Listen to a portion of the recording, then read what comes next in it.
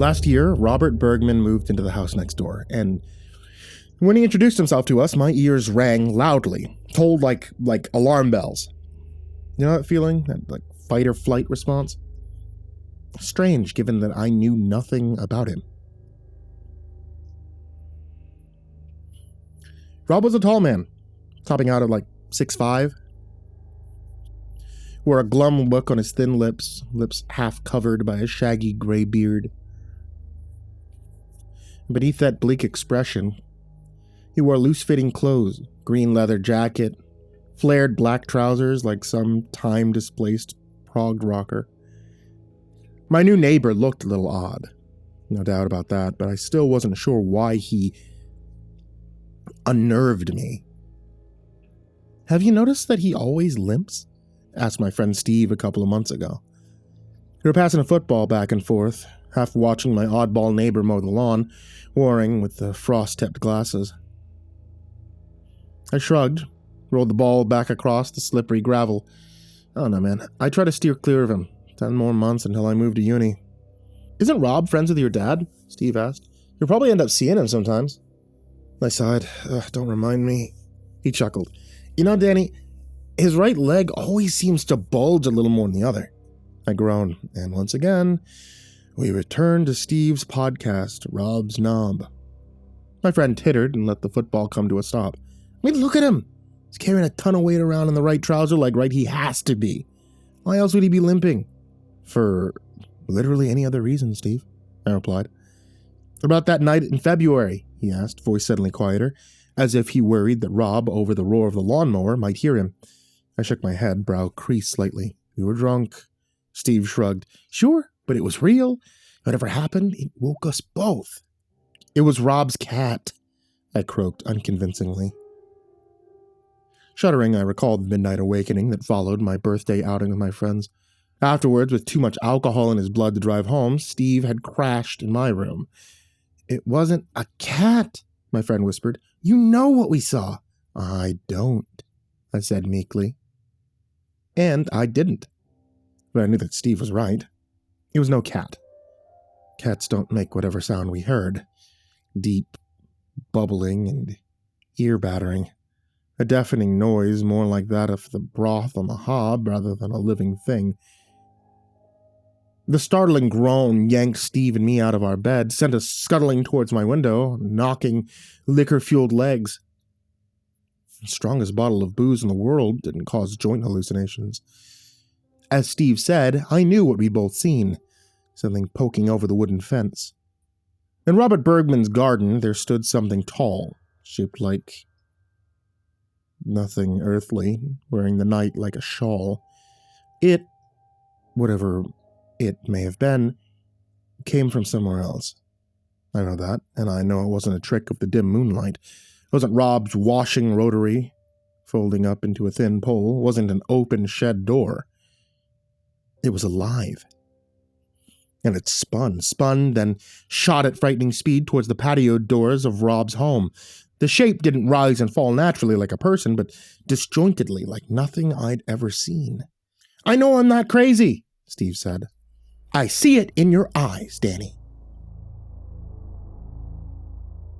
Over recent weeks, I've been thinking about that conversation. It wasn't until last Saturday, however, that I faced the truth.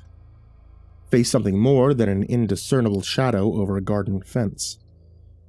I threw a house party whilst my parents were away, and Steve got himself into a little trouble.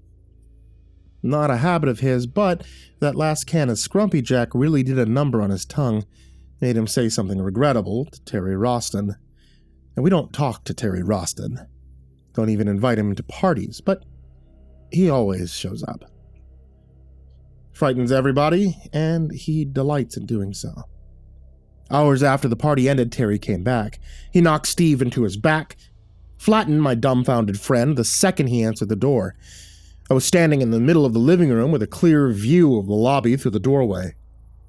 Clear view of that maliciously smiling classmate, who to me had always looked like something more than a peer. More than a boy. Terry was bulky, too bulky for an 18-year-old. His form seemed to fill the hallway, and that was why I simply watched as the horror began as Terry Roston, smiling at me, repeatedly slammed each of his fists into Steve's face. And whilst he did, he kept his head twisted to the side, kept his wrenched gaze locked onto mine. As I said, he delighted in frightening people, delighted in horrifying me with the torture of waiting to meet the same fate.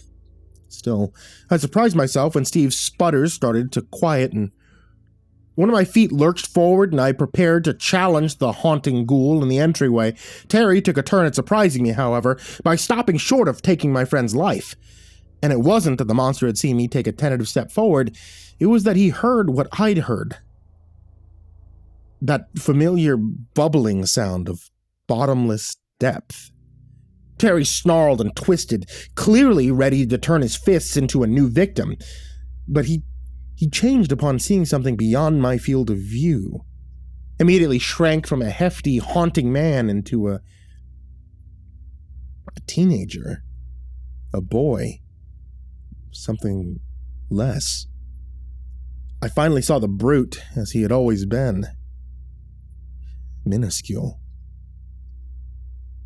Then I didn't see Terry at all, as his ragdoll body was yanked with a series of snaps out of sight, yanked towards the front door.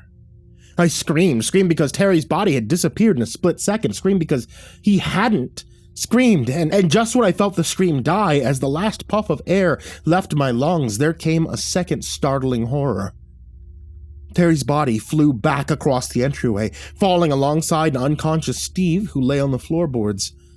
The horrid boy lay in a broken tangle of red, strained limbs, but still clung to life, gasped for help. With my breath held, I found myself unable to scream a second time, so I simply stood and I watched as a shadow washed across the far wall of the hallway. The shadow I recognized from that night back in February was joined by floorboards creaking under some unimaginable, unthinkable weight, one that moved with a stilted, janky motion. When the shadowy thing stepped past the edge of the lounge's doorframe, finally revealing itself to me, my jaw hung. There came an unclothed leg, the bare calf and thigh of something longer than an ordinary limb, and at the end of this alien appendage, rather than a foot, was a human hand. One with fingers flat against the floor. Into view came left and right legs of human proportions and design, 3 naked limbs moving like some macabre tripod, human legs swung through the air, propelled forward by the bending third leg, which emerged from Rob's groin in place of a member. The nude, 3-legged creature walked through my parents' hallway, still lit sufficiently by the glow of the street lamp at the end of my driveway. It was Rob, of course. I had always known that. I had always known that my neighbor wasn't right, wasn't like us, which is a fucking understatement, I know, as the man had a hand-footed leg instead of a penis. "No!" Terry screamed, hands raised defensively, mouth full of blood and regret. But it was too late. Robert Bergman, the man that I'd both correctly and incorrectly judged, lowered himself onto his 2 human legs. Then he lifted the third, the inexplicable limb protruding from his groin, lifted it over the brutalized body of Terry Roston for merely a moment before hammering it into the monster's face. The hand covered Terry's mouth and nose, and the wide-eyed boy squirmed uselessly under the full might of Rob's third leg. Under the monstrous fingers that shut Terry from the world, shut his nostrils and lips so that he would slowly and painfully suffocate. Minutes later, my neighbor lifted his third leg, uncovered the brute who had so nearly murdered my friend, nearly come for me too. Rob scooped Terry's body into his alien limb as if it were an enormous talon. Then the inhuman thing turned towards the door, swaying restlessly in the wind.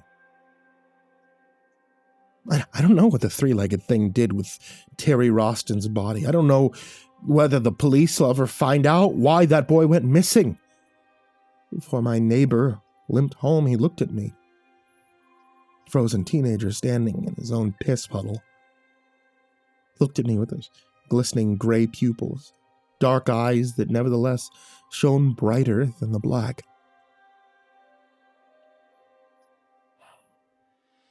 That's about the only thing I know for sure about Robert Bergman.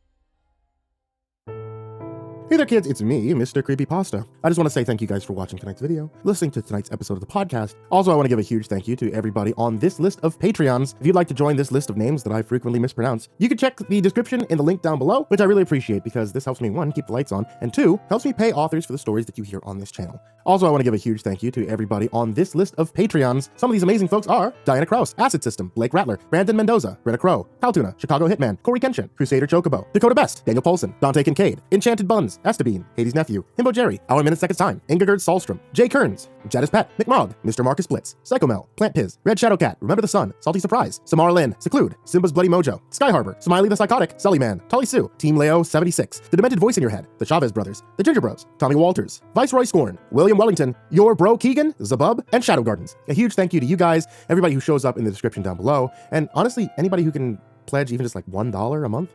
You guys are absolutely amazing. I cannot continue doing this channel without you, and your support means the world to me. And that goes to everybody, not just on Patreon, but honestly just you guys out there who just subscribe, those guys out there who are just listening or putting on the nonstop radio live stream while it's running in their sleep. I appreciate you guys greatly, especially during this kind of rough time for me. Having you guys around, and I mean this wholeheartedly, it is incredible. So, hey, thank you. Thank you for being here. Thanks for being a part of this. And as always, folks, sweet dreams.